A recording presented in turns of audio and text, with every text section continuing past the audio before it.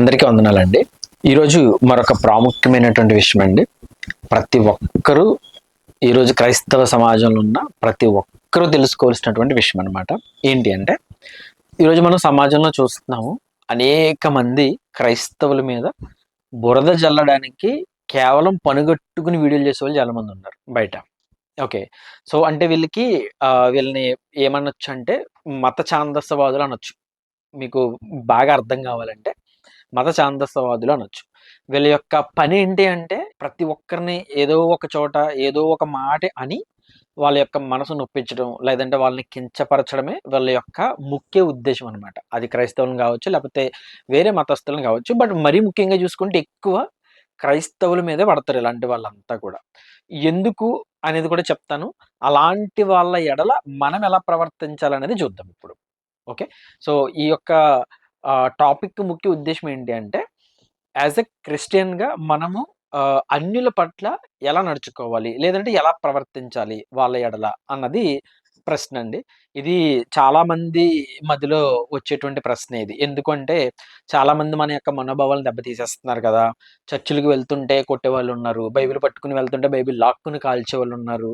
ఇలాంటి సిట్యుయేషన్స్‌లో పెద్ద పెద్దగా మనం సౌండ్స్ పెట్టి, మీటింగ్స్ పెట్టి ఇలాంటి పనులు చేస్తా ఉన్నప్పుడు కొంతమంది ఇరిటేటింగ్‌గా ఫీల్ అవ్వడము, వాళ్ళొచ్చి గొడవలు పెట్టుకోవడం ఇలాంటి థింగ్స్ కూడా జరుగుతూ ఉంటాయి. సో, మరి ఇలాంటి సిట్యుయేషన్‌లో మనం ఎలా ప్రవర్తించాలి వాళ్ళ ఎడల అన్నది ముఖ్యంగా మనం తెలుసుకోవాలండి.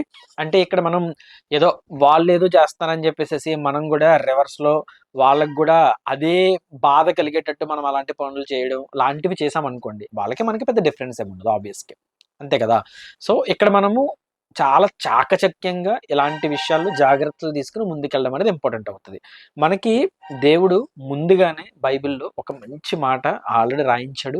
అది మనం ఇంతవరకు చాలా సార్లు డిస్కస్ చేసుకున్న ఆ మాట గురించి మరొక్కసారి గుర్తు చేస్తానండి. మత ఛాందసవాదులు కావచ్చు, లేకపోతే మనకి శత్రువులు కావచ్చు, మనకి ప్రతినిత్యము కోపం రప్పించేవారు కావచ్చు, ఎవ్వరైనా కానివ్వండి, ఎవరి ఎడలనైనా ఎలా ప్రవర్తించాలన్న దానికి దేవుడు యూనివర్సల్ స్టేట్మెంట్ ఒకటి ఇచ్చేసారు. అదేంటో మనం చూద్దామండి మత్తయి సువార్తలో. ఏవండి? మత్తయి సువార్త 22వ అధ్యాయము 39వ వచనం చూద్దామండి. నిన్ను వలె నీ పొరుగువానిని ప్రేమింపవలెననిదే రెండవ ఆజ్ఞ. ఏవండి? నిన్ను వలె నీ పొరుగువానిని ప్రేమించుము. ఇది ఇక్కడే కాదు చాలా చోట్ల ఉంటది ఈ మాట. మీరు చాలా సార్లు చదివే ఉంటారు. ఏంటంటే నిన్ను వలె నీ పొరుగువానిని ప్రేమించుము. ఈ ఒక్క మాట చాలండి. అవతల వ్యక్తి ఎవ్వరన్నా ఎంత మనకి శత్రువైనా, లేకపోతే మత ఛాందసవాదైనా, దేవుడిని తిడుతున్నా, లేపోతే మనల్ని కొడుతున్నా, లేపోతే దేవుని వాక్యం ప్రకటించకుండా ఆపడానికి ప్రయత్నం చేస్తున్నా గూడా, ఈ ఒక్క మాటతో మనం వాళ్ళని ప్రేమించడానికి ప్రయత్నం చేద్దాం. అదేంటండి? మనల్ని ఒకవేళ కొడుతున్నా కూడా అలాగే ఉండాలంటే లేదండి. అలా ఏం ఉండక్కర్లేదు. అలా అని జెప్పి మనమేమి తిరిగి కొట్టాల్సిన అవసరం గూడా లేదు. ఓకే కదా! మనకి అంటే ఏ సిట్యుయేషన్‌లో ఎలా నడుచుకోవాలనేది చాలా ఇంపార్టెంట్. ఓకేనా? కొంతమంది తెలియక చేసేవాళ్ళుంటారు. ఇప్పుడు నాన్ క్రిస్టియన్స్ అందరూ మంచివాళ్ళు కాదంటే అలా ఏం గాదు. అందరూ చాలా మంచివాళ్ళే. ఎవరో కొంతమంది అక్కడక్కడ కొంచెం ఈ ఏమంటారు దాన్ని, మతం పట్ల ఒక రకమైన పిచ్చి పట్టేసేసి, కొంతమంది వేరే వాళ్ళని రెచ్చగొట్టి డబ్బుల కోసం చేసేటువంటి ప్రక్రియలు కూడా చాలా ఉంటాయి. ఇలాంటి సిట్యుయేషన్స్‌లో మనం ఏంటి అంటే కొంచెం చట్టపరమైనటువంటి జాగ్రత్తలు తీసుకుంటాము. దాని పరంగానే మనం శిక్షించడానికి ప్రయత్నము చేస్తాము. కానీ ఆ పర్టిక్యులర్ సిట్యుయేషన్స్‌లో మనమైతే ప్రేమగా ఉండడమే దేవుడు కోరుకుంటున్నాడండి. ఓకే. ఒక మంచి మాట చూపిస్తాను మీకు. యూదా రాసినటువంటి పత్రిక అండి. యూదా పత్రికలో మొదటి అధ్యాయంలోనండి 22వ వచనం. సందేహపడు వారి మీద కనికరము చూపుడి. అగ్నిలో నుండి లాగినట్టు కొందరిని రక్షించుడి. ఏమండి? అగ్నిలో నుంచి లాగినట్లు కొందరిని రక్షించుడి. ఇక్కడ క్రైస్తవుడిగా మనకున్న అల్టిమేట్ గోల్ ఏంటి అంటేనండి, మనం పరిశుద్ధంగా బ్రతకడం. మనకి తోచిన వారు లేదంటే మన చుట్టుపక్కల ఉన్నవారు, మన సర్కిల్‌లో ఉన్నవారు, మన పరిధిలో ఉన్న వాళ్ళని కొద్ది మందినైనా అగ్నిలో నుంచి లాగే ప్రయత్నం చేయడము. వాళ్ళకి కొద్దో గొప్ప వాక్యం నేర్పించి దేవుణ్ణి పరిచయం చేయడమే మన యొక్క ముఖ్యమైన గోల్ అండి. ఇది దేవుడు మనకి భూమి మీద మనల్ని పంపించి మనకి దేవుడు సెట్ చేసిన గోల్ ఏంటంటే ఇదే. మనం మార్పు చెంది మంచిగా బ్రతకడము. అదే విధంగా మన చుట్టుపక్కల ఉన్న వాళ్ళని కూడా ఆ విధంగా బ్రతికించడానికి ప్రయత్నం చేయడం. ఇలాంటి సిట్యుయేషన్స్‌లో ఇందాక నేను చెప్పినట్టుగా చాలా మంది బురద జల్లడానికి ప్రయత్నం చేస్తారు. వెనకలాడడానికి ప్రయత్నం చేస్తారు. గొడవలు పెడతారు. ఇలాంటివన్నీ జరుగుతూ ఉంటాయి. ఇలాంటి వారి పట్ల ఏం చేయాలంటే కిందే చూడండి 23వ వచనంలోనే శరీర సంబంధమైన వారి అపవిత్ర ప్రవర్తనకు ఏమాత్రము నొప్పుకొనక దానిని అసహ్యించుకొనుచు భయముతో కొందరిని కనికరించుడి. ఏంటంట, శరీర సంబంధమైన అపవిత్ర ప్రవర్తనకు.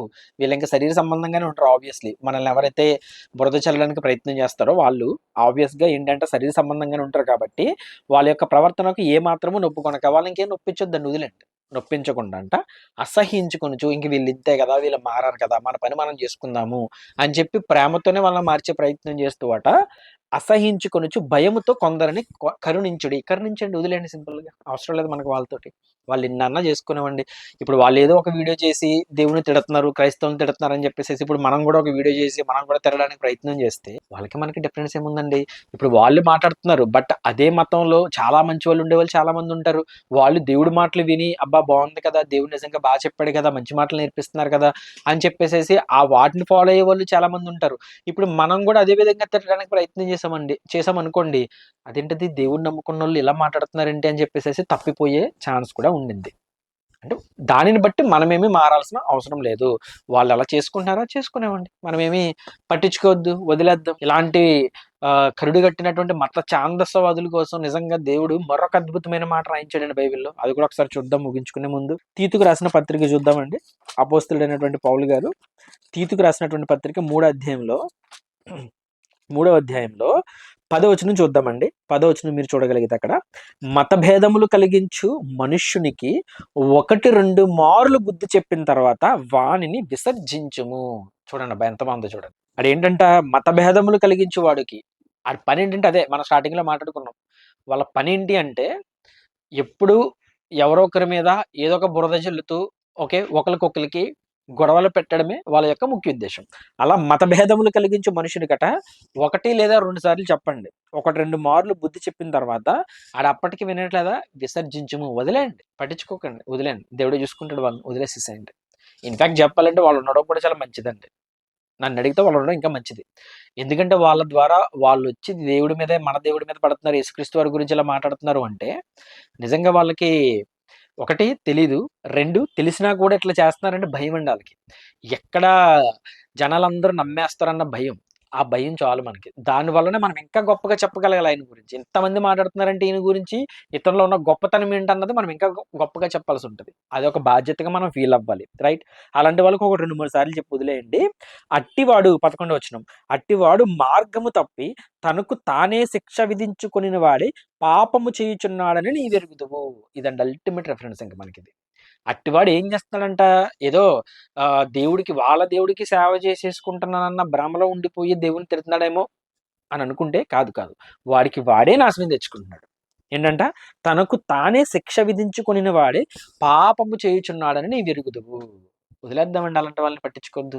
మన పరిధిలో మనకి మాట వినే వాళ్ళకి చెప్పడానికి ప్రయత్నం చేద్దాం. ఎవరన్నా వచ్చి ఏదన్నా మాట్లాడుతున్నారా, ఓకే, మనకి సబ్జెక్ట్ పరంగా మన దగ్గర ఉంది అనుకుంటే కనుక సబ్జెక్ట్ పరంగా మాట్లాడుకుందాం. ఎక్కడుంది తప్పు, ఏంటి నీకు అర్థం కాలేనిది మార్చే ప్రయత్నం చేద్దాం. కొంతమందినైనా లాగే ప్రయత్నం చేద్దాం అని చెప్పేసి అన్నారు కదా మనకి యోధా పత్రికలో. లాగే ప్రయత్నం చేద్దాం. వినట్లేదా, విసర్జించేద్దాం. వినకపోతే విసర్జించేద్దాం. విన్నారా, మంచిగా ప్రేమించి ముందుకు తీసుకొద్దాం. ఇక్కడ విసర్జించడం అంటే ఏంటి, మళ్ళీ వాళ్ళ మీద ఏదో కోపం పెంచేసేసుకుని మనం కోపంగా మారిపోవాల్సిన అవసరం ఏం లేదు. మళ్ళీ విసర్జించడం అంటే జస్ట్ పక్కన పెడతాం అంతే, ఆలోచించకుండా, వాళ్ళని పట్టించుకోకుండా మన పని మనం చేసుకుంటూ వెళ్ళిపోతాం. కానీ వాళ్ళ గురించి ప్రార్థన చేద్దాము, వాళ్ళు మారేటట్టు ప్రార్థన చేయడానికి ప్రయత్నం చేద్దాము, దేవుడికి అప్పగించేద్దాం వాళ్ళని, అలాంటి వాళ్ళని.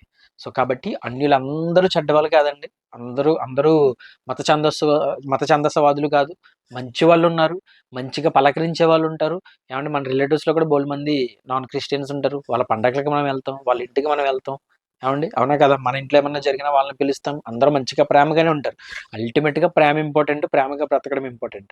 ఇలాంటి సిచ్యువేషన్స్ వచ్చినప్పుడు మాత్రమే సిచ్యువేషన్ బట్టి మనం ఆలోచించే డెసిషన్ తీసుకోవడం చాలా ఇంపార్టెంట్. అందుకని చెప్పి అందరిని ఒకేలా చూడడం మానేయండి. నిన్ను వల్ల నీ పొరుగు వారిని ప్రేమించమన్నాడు. అదే నినాదంతో మనం ముందుకు వెళ్దామండి. అందరిని ప్రేమించుకుంటూ ముందుకు వెళ్దాం. ఎక్కడన్నా ఎప్పుడైనా మనం తప్పిపోతున్నామా, వాక్యంతో సరి చేసుకుందాం, ముందుకు వెళ్దాం. దేవుడు కోరుకునే విధంగా బ్రతకడానికి ప్రయత్నం చేద్దాం. ఎవరన్నా బురద జల్లడానికి ప్రయత్నం చేస్తున్నారా, వాక్యంతో బుద్ధి చెప్దాం. వినట్లేదా, వదిలేద్దాం, దేవుడికి వదిలిపెట్టేద్దాం. ఎందుకంటే వాడికి వాడే నాశనం కొని తెచ్చుకుంటున్నాడు కాబట్టి మనం ఏం చేయాలి, బట్ చెప్పే ప్రయత్నం చేస్తాం.